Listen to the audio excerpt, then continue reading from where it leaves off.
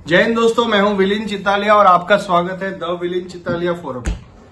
दोस्तों, इतना interesting time चल रहा है डिप्लोमेसी में, फॉरेन डिप्लोमेसी में, कि एक बाजू वॉर चालू है, उसका दुख है, पर एक बाजू ऐसी मास्टर स्ट्रोक डिप्लोमेसी और ऐसा कनिंगनेस चालू है देशों के बीच में कि रोज उठ के अखबार पढ़ने में, वीडियोस देखने में, न्यूज देखने में इतना मजा आता है। दोस्तों, अगर आप थोड़ा इंटरेस्ट लेंगे तो आपको शांति से समझाऊंगा। डोनाल्ड ट्रंप, अमेरिका के राष्ट्रपति, उन्होंने ईरान को वार्निंग दी थी कि अगर वो सरेंडर नहीं करेगा अनकंडीशनल तो अमेरिका भी उनके ऊपर अटैक कर सकता है। तो गाइस, सीधा अमेरिका ने चुनौती दे दी है ईरान को। अभी ईरान एक छोटा सा देश है अमेरिका के सामने, अमेरिकन मिलिट्री माइट के सामने, और अगर अमेरिका इस वॉर में इन्वॉल्व हो गया, जो कि होने वाला है बहुत जल्दी, अगर ईरान सरेंडर नहीं करता है, दोस्तों अमेरिका ने अपने 3 बड़े एयरक्राफ्ट कैरियर्स मेडिटेरेनियन सी में पहुंचा दिए हैं। बहुत सारे डिस्ट्रॉयर्स, बहुत सारे रैप्टर्स, F-22 रैप्टर्स, F-35 वहां पे पहुंच गए हैं। इनका इंटेंशन क्लियर है कि उनको ये वॉर में इन्वॉल्व होना है और ईरान के सारे न्यूक्लियर साइट्स इसको तबाह करना है। दोस्तों, ये ट्रम्प के लिए लेगेसी का इशू हो गया है। जैसे कहते हैं, हर एक अमेरिकन प्रेसिडेंट अपनी एक लेगेसी छोड़ के जाना चाहता है, और ट्रम्प को पता है कि ये उसका आखिरी टर्म है, last 4 years of his term, और उसको एक मिसाल बना के जानी है। और ये चांस, इससे बड़ा चांस कोई भी अमेरिकन प्रेसिडेंट को कहां मिलेगा लास्ट 50 years में, कि ईरान में तख्ता पलट कर दे और ईरान की न्यूक्लियर कैपेबिलिटी को खत्म कर दे।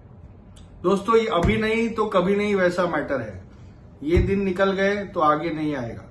और आपको बताऊं, G7 जो मीटिंग हुई कनाडा में, उसमें सारे देशों ने एक टूक आवाज से कहा है कि हम लोग ईरान को न्यूक्लियर वेपन नहीं लेने देंगे। अभी आप दोस्तों ये समझिए कि ईरान की डिप्लोमेटिक कितनी बड़ी हार हो गई कि अब तक जंग शुरू नहीं हुई और चारों तरफ से वो हार गए। 57 अरब ममालिक है, अरब मुल्क, उनमें से एक भी आदमी आज ईरान के साथ नहीं खड़ा है। ना कि यूएई, ना कि सऊदी, कतर, ये सारे जो बड़े बड़े मुस्लिम उम्मा जो कहते हैं एक दूसरे को कि भाई हम मुस्लिम बरादर मुल्क है, सारे आज चुप है, बिकॉज अमेरिका इस वॉर में आने वाला है। दोस्तों, अपने देश का जो बनिया है मोदी जी, वो भी एक मास्टर स्ट्रोक मार के आए। वो यहां से 4-5 दिन के दौरे पे गए साइप्रस, जो टर्की के बाजू में एक मुल्क है। वहां से जाके संदेश दिया टर्की को कि आप अगर हमारे से रिश्ते खराब करोगे तो हमें भी आपके यहाँ पे अनस्टेबिलिटी करने के बहुत सारे मौके मिलेंगे, क्योंकि टर्की ने साइप्रस का थोड़ा हिस्सा कब्जा किया हुआ है। तो वहां पे उनके सदर से मिले, वहां पे एक दिन स्पेंड किया और साइप्रस से अपने रिश्ते मजबूत करने की बातें की। फिर मोदी जी गए कनाडा। वहां पे G7 में उन्होंने सबसे बड़ा मास्टर स्ट्रोक खेला। कनाडा के साथ जो लास्ट 2 साल से टाइल्स खराब हो गए थे, संबंध खराब हो गए थे, उसको रिपेयर किया।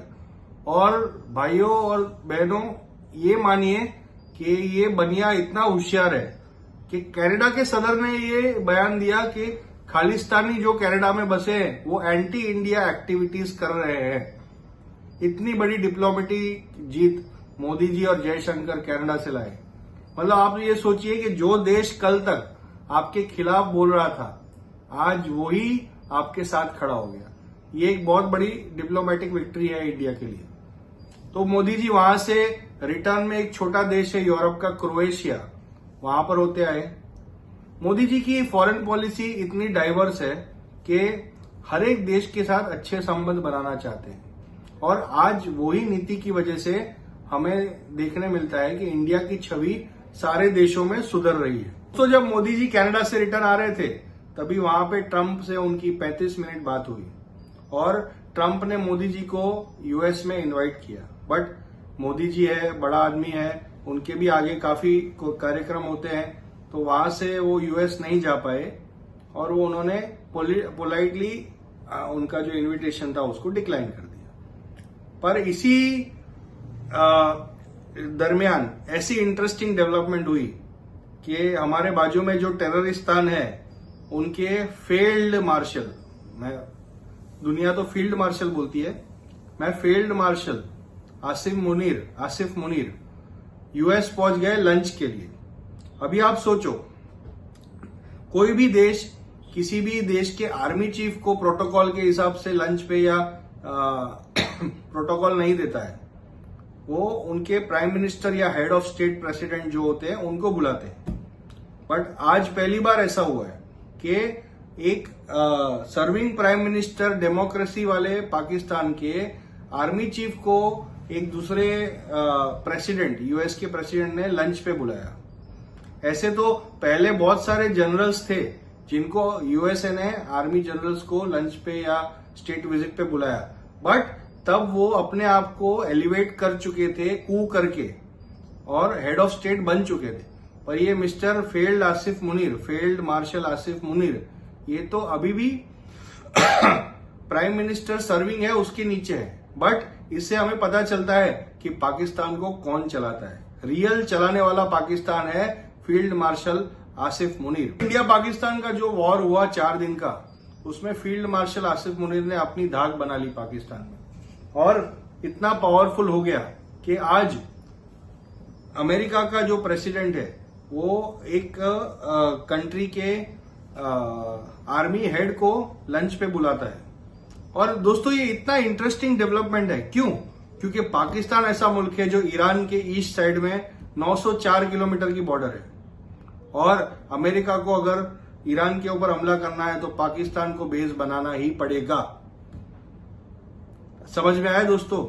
ट्रंप इतना होशियार है कि अभी से ही अपनी सारी स्ट्रेटेजी धीरे और उन्होंने इतनी तारीफें की फील्ड मार्शल की कि आज मार्शल हवा में बुलबुला होके वापस आ गया, क्योंकि पता है अभी पाकिस्तान का इंपॉर्टेंस बढ़ गया है और पाकिस्तान की जरूरत अमेरिका को पड़ेगी सारा सामान लेके जाने के लिए, सारे बेसेस बनाने के लिए, अपने जेट्स को पार्क करने के लिए।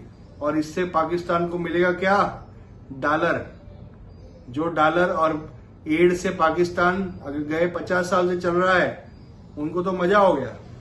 दोस्तों आपको पता है पाकिस्तान में तो अभी बल्ले बल्ले चालू है, बिकॉज अमेरिका ने एक और बार पाकिस्तान की तरफ हाथ बढ़ाया है दोस्ती का।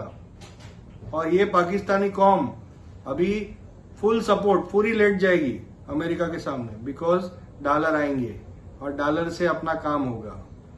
ये पाकिस्तानी लाहौरी चूरन बेचते हैं कि भाई हमें इंडिया ने मार दिया है, ऐसे बोलते हैं। उनका लहका है।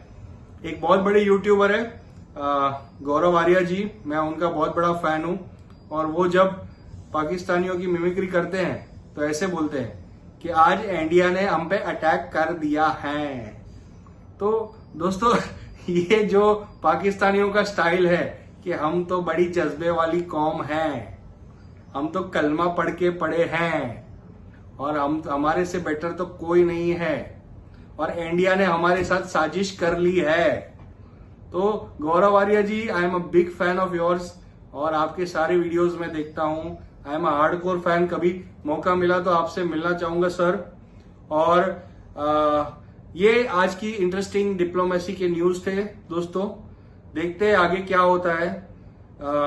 Of course we are sad कि जहां युद्ध हो रहा है वहां पे मासूम लोग मर रहे हैं, बट ये दुनिया का यही दस्तूर है कि युद्ध के बिना शांति नहीं हो सकती, and that is the fact. तो आगे देखेंगे ये जो नेक्सस है अमेरिका, इजराइल और वेस्टर्न कंट्रीज वर्सेस ईरान और nobody support as per today, कौन किसकी तरफ आता है और कैसे आगे बढ़ता है।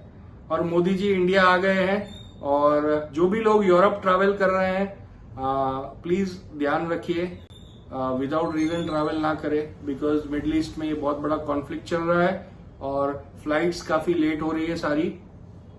तो अगर आपको बहुत जरूरत है तो ही ट्रैवल करें। और आपको ये वीडियो कैसा लगा ये मुझे कमेंट सेक्शन में बताइए, और अगर आपको अच्छा लगा तो लाइक, सब्सक्राइब और शेयर कीजिए। आपका विलिन चितालिया, द विलिन चितालिया फोरम से। गुड बाय, टेक केयर, जय हिंद।